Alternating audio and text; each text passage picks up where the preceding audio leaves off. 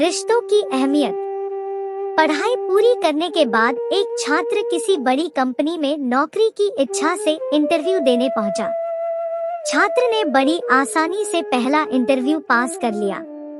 अब final interview company के director को लेना था और उस डायरेक्टर को ही ये तय करना था कि उस छात्र को नौकरी पर रखा जाए या नहीं। डायरेक्टर ने उस छात्र का सीवी देखा तो पाया कि वह पढ़ाई के साथ साथ इसी में भी हमेशा अव्वल रहा है। डायरेक्टर ने छात्र से पूछा, क्या पढ़ाई के दौरान तुम्हें कभी छात्रवृत्ति मिली है? छात्र ने कहा, जी नहीं। डायरेक्टर ने कहा, इसका मतलब स्कूल और कॉलेज की फीस तुम्हारे पिताजी अदा करते थे। छात्र, हाँ जी डायरेक्टर, तुम्हारे पिताजी क्या काम करते हैं? छात्र, जी वो लोगों के कपड़े धोते हैं। यह सुनकर डायरेक्टर ने कहा, जरा अपने हाथ दिखाना। उसके हाथ मुलायम और नाजुक थे। उन्होंने कहा, क्या तुमने कभी कपड़े धोने में अपने पिताजी की मदद की है?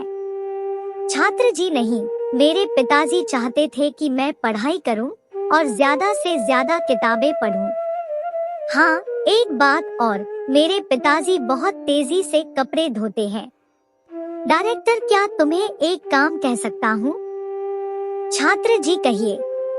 डायरेक्टर, आज घर वापस जाने के बाद अपने पिताजी के हाथ धोना और कल सुबह आकर मुझसे मिलना।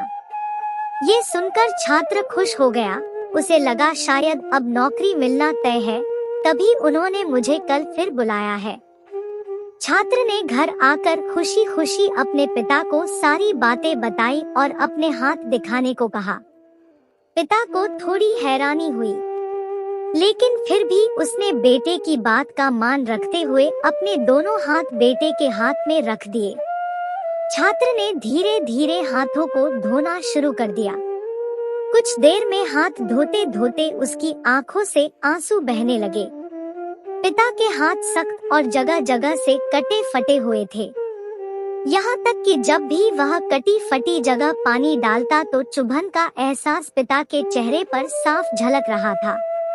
छात्र को जिंदगी में पहली बार एहसास हुआ कि ये वही हाथ है जो रोज कपड़े धोकर उसके लिए अच्छे खाने, कपड़े और स्कूल की फीस का इंतजाम करते हैं।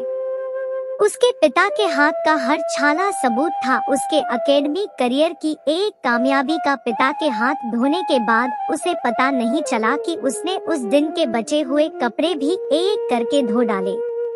उसके पिता रोकते ही रह गए, लेकिन छात्र अपनी धुन में कपड़े धोता ही चला गया। उस रात बाप बेटे ने काफी देर तक बातें की। अगली सुबह छात्र फिर से नौकरी के लिए डायरेक्टर के ऑफिस में था। डायरेक्टर का सामना करते हुए उसकी आंखें गीली थी। डायरेक्टर, हाँ तो कैसा रहा कल घर पर? क्या तुम अपना अनुभव मेरे साथ शेयर करना पसंद करोगे? छात्र, जी हाँ, कल मैंने जिंदगी का वास्तविक अनुभव सीखा। मैंने सीखा सराहना क्या होती है। अगर मेरे पिता नहीं होते तो मैं पढ़ाई में कभी इतना आगे नहीं आ पाता। पिता की मदद करने से मुझे पता लगा कि किसी काम को करना कितना सख्त और मुश्किल होता है। मैंने रिश्तों की अहमियत पहली बार इतनी शिद्दत से महसूस की। डायरेक्टर, यही सब है जो मैं अपने मैनेजर में देखना चाहता हूँ। मैं ये नौकरी उसी को देना चाहता था जो दूसरों की मदद की कद्र करे। ऐसा व्यक्ति जो काम किए जाने पर दूसरों की तकलीफ भी महसूस करे, जिसने केवल पैसा कमाना ही जीवन का लक्ष्य ना बना रखा हो। बधाई हो, तुम इस नौकरी के लिए पूरे हकदार हो।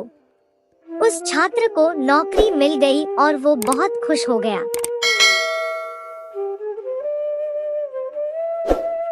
बहुत 4 लोगों का काम ही कितना होता है। 3 बच्चों की परवरिश हमने अकेले ही की थी। हमारी मदद के लिए कोई नहीं आया था। गर्भावस्था के आखिरी समय तक पूरा काम किया। लिफ्ट तो थी नहीं, पीने का पानी 3 मंजिला चढ़ाकर लाते थे। मैं बीमार होती थी तब भी जैसे तैसे उठकर सारे काम करती थी।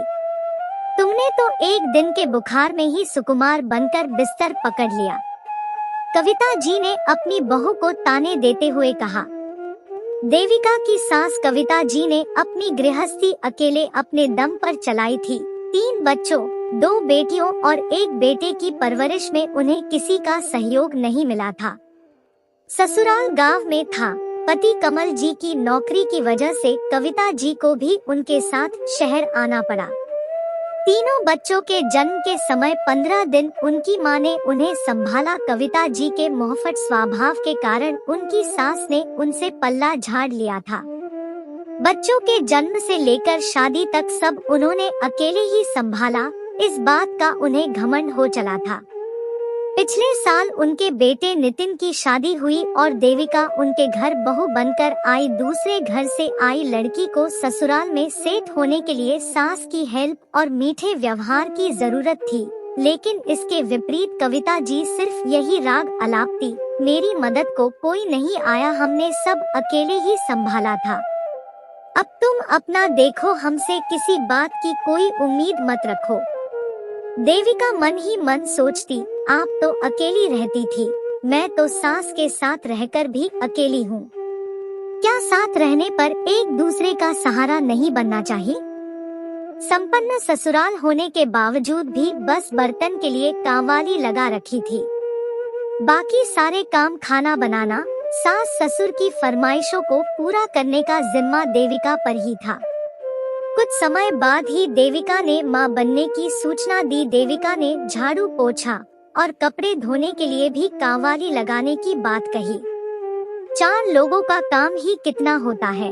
मेरा बेटा दिन रात मेहनत करके कमाए और तुम फिजूल खर्ची करो, कविता जी ने बहू को 2 टूक जवाब सुना दिया।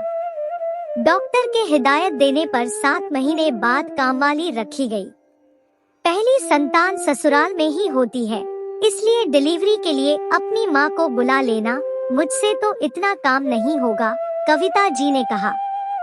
आदर से 2 दिन के लिए भी कभी मेरी मां को बुलाया नहीं, अब जरूरत के समय इन्हें मेरी मां याद आ रही है, देविका मन ही मन बुदबुदाई। नियत समय पर डिलीवरी हो गई। देविका ने एक प्यारे से बेटे को जन्म दिया। देविका की मम्मी घर का काम देखती और कविता जी हॉस्पिटल में रहती। हॉस्पिटल से आने के बाद कविता जी सारा दिन अपने कमरे में घुसी रहती। वो दिन भर देविका की मम्मी को कोई ना कोई काम बताती रहती। 1 मिनट भी उन्हें आराम से बैठने नहीं देती। जापे वाली का खाना अलग, बाकी सबका खाना अलग। रात को बच्चा रोए तो उसे भी देविका की मम्मी ही संभालती, कविता जी तो झांकने भी नहीं आती। जबकि दोनों समधन एक ही उम्र की थी। कभी कभी तो कविता जी रूखे शब्दों में बोल देती, आपने अभी तक यह काम नहीं किया, वह काम नहीं किया। जैसे देविका की मम्मी कोई काम वाली हो। देविका को अपनी मम्मी की बेइज्जती बर्दाश्त नहीं हो रही थी। उसने अपनी मम्मी को 15 दिन में वापस भेज दिया। कविता जी ने जैसे तैसे 1 हफ्ता खाने पीने का काम संभाला। बहू के लिए लौकी और तुरई की सब्जी वो 2 दिन की एक साथ फ्रिज में बनाकर रख देती। डिलीवरी को 21 दिन भी पूरे नहीं हुए। कविता जी ने देविका से कहा, तुम्हारे 21 दिन पूरे हो गए हैं, आज से तुम काम शुरू कर देना और अब काम वाली की भी कोई जरूरत नहीं है।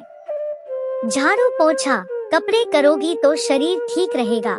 देखो कैसे बैठे बैठे बेडौल हो गई हो। देविका ने धीरे धीरे काम शुरू कर दिया। शरीर से ज्यादा उसका मन कमजोर पड़ गया था।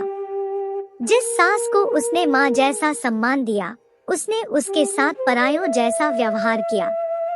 जब कभी देविका सास को बच्चा संभालने के लिए कहती तो कविता जी फिर कहती, मैंने भी बच्चों के साथ काम किया था, अब तुम भी सीखो।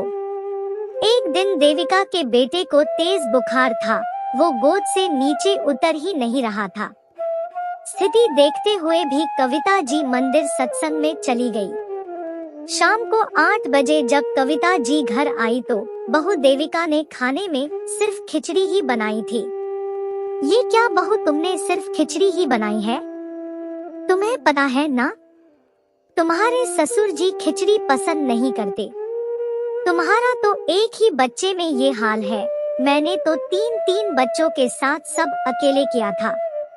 आज देविका के सब्र का बांध टूट गया और वो बोली, मम्मी जी आप अपने सास ससुर के साथ नहीं रहती थी, इसमें मेरा क्या दोष है।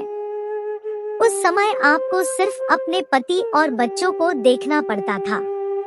मुझे तो पति बच्चे के साथ सास ससुर की सेवा भी करनी पड़ती है। अपने होकर भी एक दूसरे का सहारा ना बने तो ऐसा अपने कहलाने का क्या फायदा। देविका का इतना बोलना था और घर में विश्व युद्ध जैसी स्थिति बन गई। कविता जी के कहने पर उनके पति ने बेटे बहू को घर से निकाल दिया। अब देविका और नितिन ने घर के पास ही अपनी अलग गृहस्थी बसा ली। सास ससुर के साथ देविका के संबंध औपचारिक बनकर रह गए। जल्दी ही उसे दूसरी संतान की खुशी प्राप्त हुई। इस बार उसने सास को मदद के लिए नहीं पुकारा। 3 महीने के लिए खाना बनाने के लिए कुक रख ली। इधर कविता जी ने भी फुल टाइम मेड रख ली थी। उन्होंने कभी अपने पोते पोती को भी 2 दिन के लिए अपने पास नहीं बुलाया। कुछ सालों में उनके पति का देहांत हो गया। अब वह अकेली रह गई। जब वह शरीर से पूरी तरह लाचार हो गई तो उनका बेटा नितिन उन्हें घर ले आया। देविका की उम्र भी 45 साल के पार हो चुकी थी। उसके बेटा बेटी अपनी दुनिया में मस्त थे। देविका कविता जी के खाने पीने का बराबर ध्यान रखती थी। उसके दिल में अपनी सास के लिए सम्मान और अपनापन नहीं था। 2 घड़ी के लिए कविता जी के पास वक्त बिताने के लिए कोई नहीं था। कविता जी का किया उनके सामने आया। आज वो पश्चाताप के आंसू बहाने के लिए मजबूर थी।